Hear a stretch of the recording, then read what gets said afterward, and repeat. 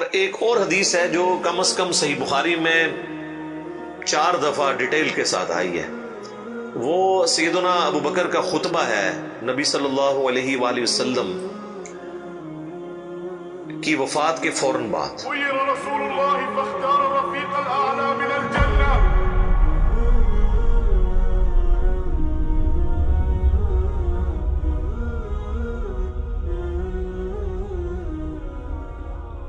اس کے اوپر میری الگ سے بھی کئی ایک ویڈیوز ریکارڈڈ ہیں جس میں نے وہ احادیث ڈسپلے بھی کی ہیں صحیح بخاری کے اندر، کہ جب نبی صلی اللہ علیہ وآلہ وسلم کی وفات ہوئی تو سیدنا ابو بکر جو ہے وہ حجرہ عائشہ میں داخل ہوئے، چونکہ محرم بھی تھے، اور اس حال میں کہ انہوں نے دیکھا کہ مسجد میں جھمگٹا لگا ہے اور سیدنا عمر جو ہے وہ تلوار اٹھائے کھڑے ہیں کہ جو کوئی کہے گا کہ محمد صلی اللہ علیہ وآلہ وسلم دنیا سے جا چکے ہیں تو میں اسے قتل کر دوں گا۔ قبض رسول اللہ یا عمر۔ ما تقولون ثكلتكم امهاتكم؟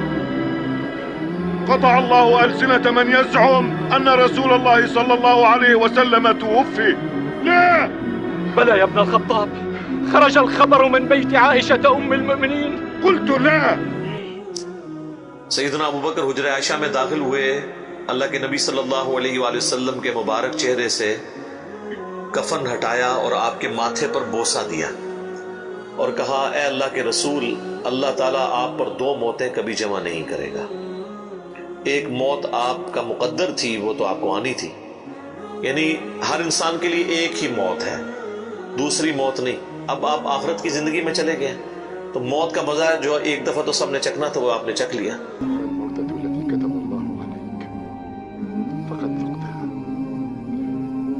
تصيبك موتة بعدها أبدا۔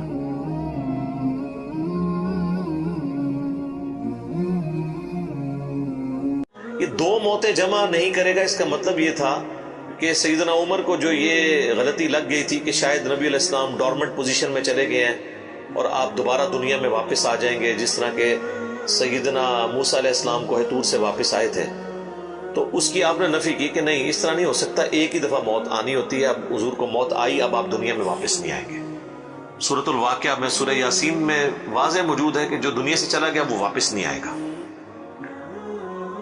اور اس کے بعد سیدنا ابو بکر، صحیح بخاری کے الفاظ ہیں، مسجد نبوی میں آئے اور دیکھا کہ سیدنا عمر کے گرد لوگ جمع ہیں، تو وہ سیدھا ممبر پہ چڑھے اور کہا عمر کو اس کے حال پہ چھوڑ دو۔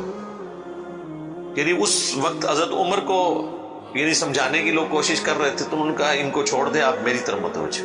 چونکہ سیدنا ابو بکر کا ایک مرتبہ اس حوالے سے سیدنا عمر سے بھاری تھا، لوگ ان کی طرف متوجہ ہوئے، تو انہوں نے ممبر پر چڑھتے ہی پہلا جملہ حمد و ثنا کے بعد جو بولا وہ پاکستان کے قانون 295C میں کروڑوں لوگ شاید اسے گستاخانہ جملہ سمجھتے ہیں، اگر ان کو پتہ نہ ہو کہ یہ سیدنا ابو بکر کا خطبہ ہے۔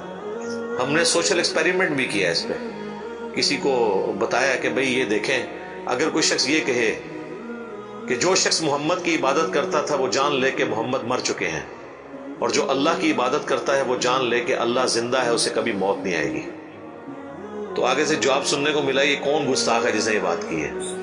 کوئی بھی نہیں، حضور کی تو عبادت کوئی بھی نہیں کرتا ہے، کون ان جملے بنا دو؟ تو ہم نے بتایا یہ بخاری شریف میں کم از کم 4 جگہ موجود ہے۔ وما محمد الا رسول تو قرآن میں آیا نا، صحیح بخاری میں حضرت ابو بکر کے خطبے کے الفاظ یہ ہیں، من کان یعبد محمدا فان محمدا قد مات، جو کوئی بھی تم میں محمد کی عبادت کرتا تھا تو جان لے کہ محمد مر چکے، مات کے الفاظ ہیں۔ فإنه من كان يعبد محمدا فإن محمدا قد مات۔ وَمَن يَعْبُدُ اللَّهَ، اور جو کوئی اللہ کی عبادت کرتا ہے یا کرے گا، مضارع کا صیغہ استعمال ہوا ہے، فَإِنَّ اللَّهَ حَيٌّ لَا يَمُوتُ، تو بے شک اللہ تعالیٰ زندہ ہے، اسے کبھی موت نہیں آئے گی۔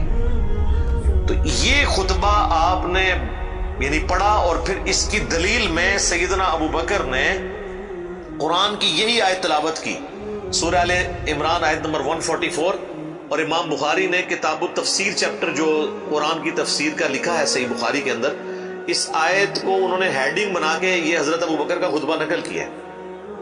وما محمد الا رسول قد خلت من قبله الرسل افإن مات او قتل انقلبتم على اعقابكم. محمد تو نہیں مگر ایک رسول، اگر یہ مر جائیں یا قتل کر دیے جائیں تو کیا تم دین سے الٹے قدم پھر جاؤ گے؟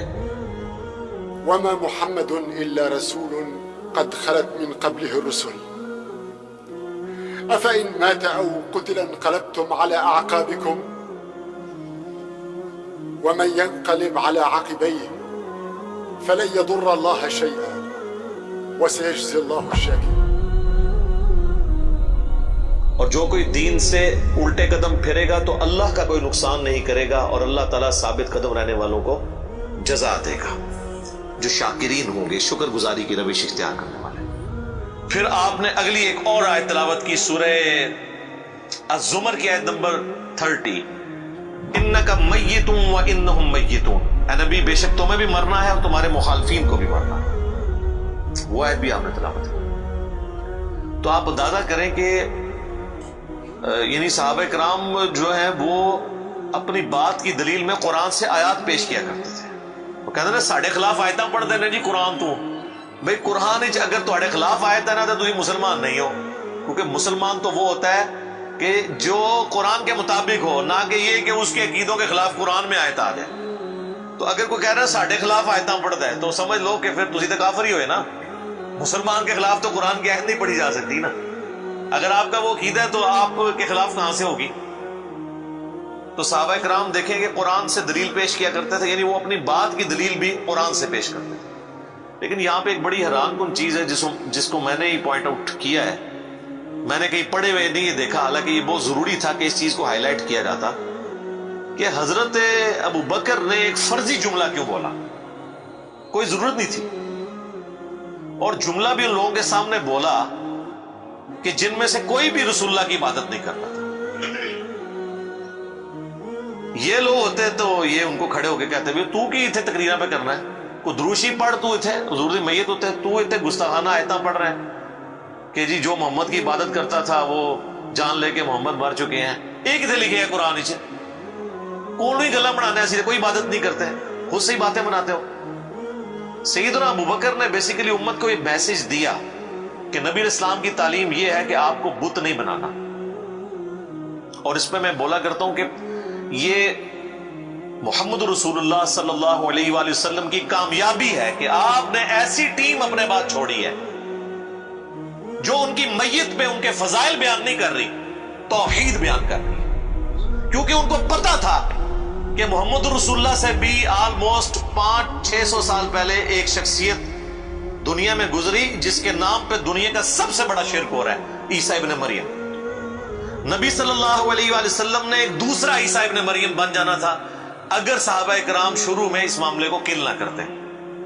اور یہ انہوں نے اپنی ذاتی اختراع نہیں تھی، یہ نبی الاسلام کی مبارک تربیت کا اثر تھا. کیونکہ صحیح بخاری میں موجود ہے، دیکھنا میری شان کو اس طرح بلند نہ کرنا جس طرح عیسیٰ ابن مریم کے ماننے والوں نے ان کو ان کی شان میں بڑھا دیا، ڈیوینٹی ان کے بارے میں کلیم کر دی. میں اللہ کا بندہ اور اس کا رسول ہوں، مجھے اللہ کا بندہ اور اس کا رسول ہی کہنا. تو دیکھ لیں سیدنا ابو بکر نے عقیدہ توحید اس وقت امت میں راسخ کیا. یہاں تو کوئی پیر کوئی بزرگ مر جاتا ہے نا تو اس کی شان میں نغمے بنا لیے جاتے ہیں. یہ بھی دیکھ لیں آپ، کل خادم رضوی صاحب کی ڈیتھ کے اوپر وہ کسی نے راتوں رات بیٹھ کے ترانہ بھی لکھ لیا ہے، اور وہ ترانہ انہوں نے بڑے اچھے انداز میں اس کو گا بھی دیا ہے، اور ان کی میت کے اوپر وہ چل بھی رہا ہے.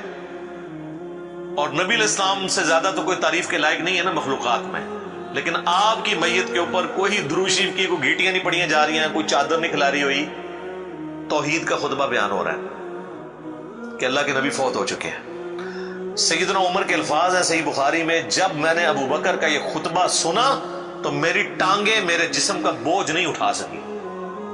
اچھا آپ لوگ قرآن و حدیث سنتے ہیں تو غصہ آ جاتا ہے. صحابہ قرآن و حدیث اپنے عقیدے کے خلاف سنتے تھے نا تو ان کی ٹانگیں ان کے جسم کا بوجھ نہیں اٹھاتی تھی. وہ اتنے پشیمان ہوتے تھے کہ میں غلط کانسیپٹ کے اوپر ہوں، میں فوراً رجوع کروں. اور سیدنا ابو بکر کے خطبے کے بعد سیدنا عمر کہتے ہیں مجھے یقین آ گیا کہ حضور فوت ہو چکے ہیں. اور پھر بخاری کے الفاظ ہیں، صحابہ کہتے ہیں کہ ہم کئی دن تک ہماری یہ حالت تھی، جب ہم ایک دوسرے کو ملتے تھے نا تو ہم یہ آیت سناتے تھے وما محمد الا رسول قد خلت من قبلہ الرسل، یہ سورہ آل عمران کی آیت نمبر 144، تاکہ ہمیں یہ یقین آ جائے کہ نبی علیہ السلام دنیا سے جا چکے ہیں۔ ایک دوسرے کو یہ آیت سنایا کرتے تھے، گستاخانہ آیت، یہ تو گستاخانہ ہی کہتے ہیں۔ یہ ہوتے تھے جناب ایک دوسرے نو جناب کچھ اور ہی سنا دے، ناتا سناندے رہتے۔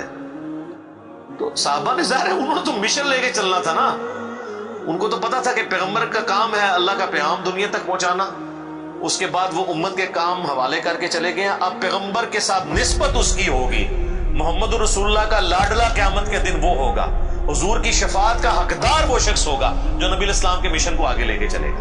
یہ نہیں ہے کہ جو جتنا اونچا نعرہ مارے گا۔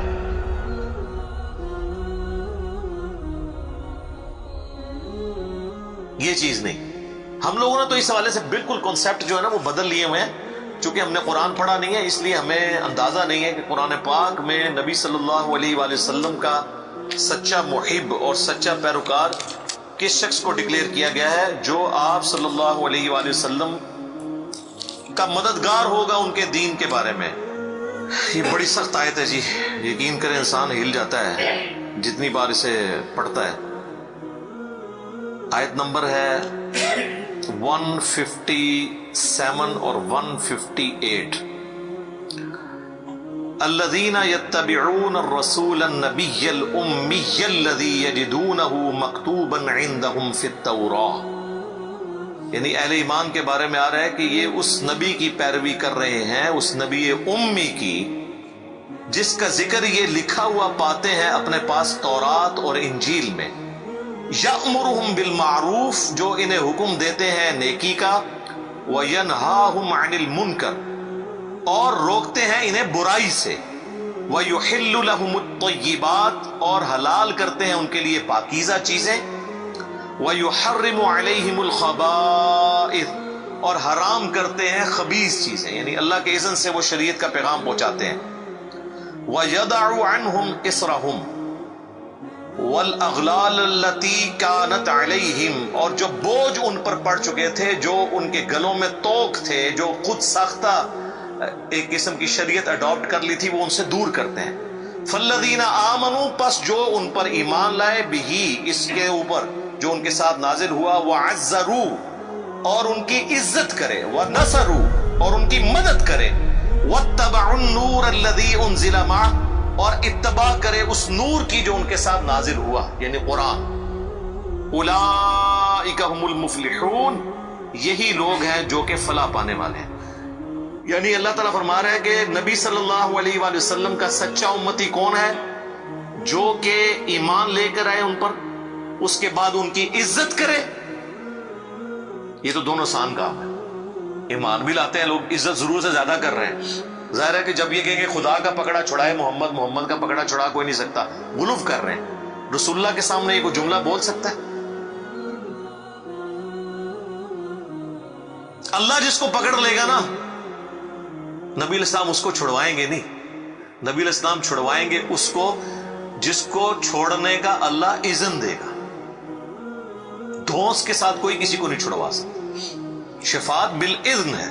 ہر دفعہ نبی علیہ السلام جا کے سجدہ کریں گے اور اللہ تعالیٰ اذن عطا فرمائے گا اور مقرر کرے گا تعداد کہ اتنے لوگوں کو جن کا ایمان اس لیول کا ہے ان کو نکال لیں، جن کا ایمان اس لیول کا ہے ان کو نکال لیں۔ نبی علیہ السلام اپنی مرضی سے کچھ نہیں کر سکتے، یہ تو عقیدہ ہی گستاخانہ ہے۔ تو اللہ تعالیٰ ہمارا ایمان لاؤ اس نبی کے اوپر، عزت کرو، وَنَصَرُوا، اور مدد کرو ان کی کاز میں، ان کے مشن میں، وَاتَّبَعُوا النُّورَ الَّذِي أُنزِلَ مَعَهُ، اور اتباع کرو اس نور کی جو ان کے ساتھ نازل ہوا، یعنی قرآن۔ اولئک هم المفلحون، ایسے لوگ ہیں فلاح پانے والے، یہ لوگ فلاح پائیں گے۔ تو فلاح کے لیے صرف ایمان لانا ضروری نہیں ہے، بلکہ رسول اللہ کی مدد بھی کرنی ہے، آپ کی عزت اور تعظیم کے ساتھ آپ کی مدد اور قرآن کی پیروی۔